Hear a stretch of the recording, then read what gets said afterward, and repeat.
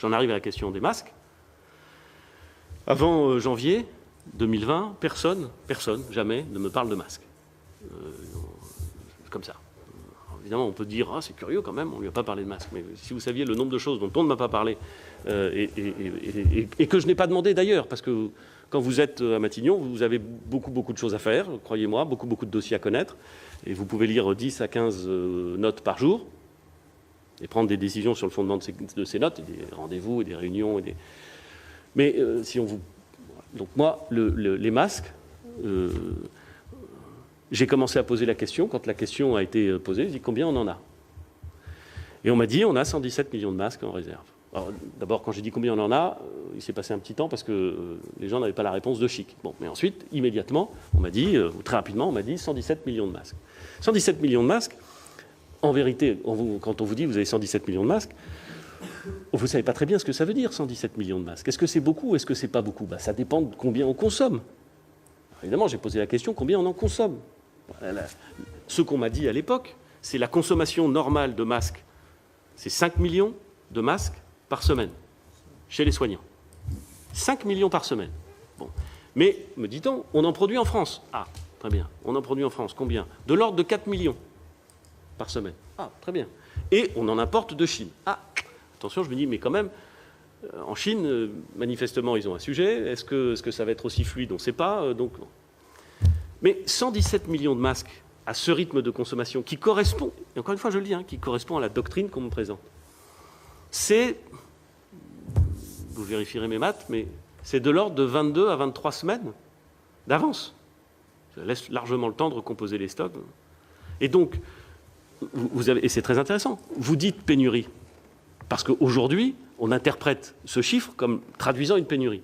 Mais au moment où on me le dit, au moment où on me présente le stock de masques, on ne me dit pas pénurie. On me dit 22 à 23 semaines en temps normal. Et pardon, mais 22 à 23 semaines de réserve en temps normal, alors même qu'on peut augmenter la production nationale d'un côté et faire des importations de l'autre, ça n'est pas objectivement une situation de pénurie. En tout cas, ça n'est pas perçu comme ça, et je ne vois pas très bien comment ça aurait pu être perçu comme ça en regard des informations que je vous donne. Assez vite, on me dit, je crois que c'est au milieu du mois de février, oui, mais il faut quand même garantir qu'on va pouvoir reconstituer des stocks dans un contexte où il y a des blocages. Très bien, on commande, et on commande des masques. Donc, on réagit, on commande des masques. Et je rappelle, vraiment, pardon d'insister là-dessus, que la doctrine n'est pas le port du masque en population générale. L'OMS ne dit pas qu'il faut porter le masque en population générale. L'OMS dit l'inverse, Madame la sénatrice. Je voudrais quand même le dire. L'OMS, par la voix de son directeur des situations d'urgence, je crois que je me souviendrai de son nom toute ma vie, M. Ryan, dit explicitement que non, il n'y a pas lieu de porter le masque en population générale. Bon, écoutez, alors évidemment, on peut se dire que ce monsieur se trompe, on peut se dire que le médecin de Bléville, chez moi, ou du Havre, il vous dit bien sûr qu'il faut porter un masque. Bien sûr qu'il peut y avoir une controverse. Je ne dis pas que tout le monde disait qu'il ne fallait pas en porter en population générale. Je dis que la doctrine, la plus partagée par les autorités de santé, c'était plutôt que ça n'avait pas forcément démontré son efficacité. C'est tout ce que je dis. Et donc, on ne vit pas le système comme étant marqué par une pénurie immédiatement. Ce qui apparaît très rapidement, et singulièrement à partir du moment où on parle des premiers clusters actifs et qui se développent dans l'Oise, et alors encore plus ensuite à Mulhouse, c'est que la consommation par les soignants, je ne parle même pas de la population générale, par les soignants, explose. Là, on vous dit, et on me dit ça fin février, début mars, à partir du moment où on voit que la consommation, ça va plutôt être 40 millions par semaine. Ah ben là, vous vous dites, on va avoir un sujet. Parce que ça veut dire qu'on n'est pas sûr de pouvoir produire dans la durée des masques aux soignants. Et je ne parle bien, encore une fois, que des soignants, parce que j'en suis là. Et là, on se dit, attention, si on arrive dans une situation où on n'est pas en mesure de garantir aux soignants dans la durée des masques, on va avoir un problème. Et donc, qu'est-ce qu'on fait? On réquisitionne, c'est une décision du 3 mars, réquisitionne l'ensemble des stocks de masques sur le territoire national qui pourraient être exportés ou qui pourraient être en attente d'exportation. On réquisitionne. Ce faisant, soyons conscients de ce que c'est une mesure qui est assez agressive vis-à-vis d'un certain nombre de nos partenaires qui attendent des masques. soit parce qu'ils sont importés par la France, soit parce qu'ils sont produits par la France, et on réquisitionne les stocks pour les utiliser.